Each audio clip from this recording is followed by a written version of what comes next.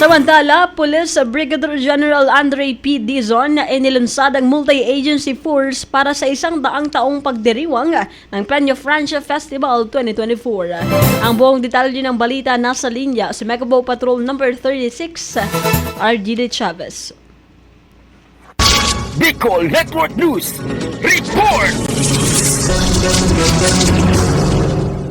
Inilunsad ni Police Brigadier General Andre Perez Dizon, Regional Director ng Police Regional Office 5, ang isang multi-agency force para sa ika-100 taon ng Peña Francia Festival. Pinangunahan ng PRO 5 ang pagtatalaga ng 5,138 na tauhan para sa nasabing pagdiriwang. Binubuo ito ng 1,795 na mga kasurog cops na pinangunahan ni Police Colonel Roque A. Bausa, Regional Task Group Commander. Kasama sa force ang mga unit mula sa Regional Headquarters, Police Provincial Office, Aviation Security Group, Regional Medical and Dental Unit, Highway Patrol Group, Regional Maritime Group, Regional Explosive Ordnance. Kasama rin sa operasyon ng 2,163 na tauhan mula sa mga partner na ahensya tulad ng Philippine Army, Philippine Navy, Philippine Air Force, Bureau of Fire Protection, Philippine Coast Guard at Land Transportation Office. Ayon kay Regional Director Police Brigadier General Dizon, ang PRO 5 ay nagsasagawa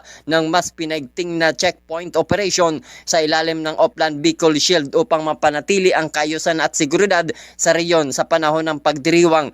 Inihimok din ang publiko, lalong-lalo na ang mga deboto, na maging mapagbantay at sumunod sa mga alituntunin upang makaiwas sa anumang panganib at hindi inaasahang insidente. Samantala, ang masigasig na preparasyon ng PRO 5 at ng kanilang mga partner na ahensya ay naglalayong tiyakin ang isang ligtas at maayos sa pagdiriwang para sa lahat ng lalahok sa Peña Francia Festival. Kasama mo sa pagbabalita sa Bicol Network News, ito si Mego Patrol No. 36, RGD Chavez, tatak tunay na serbisyo.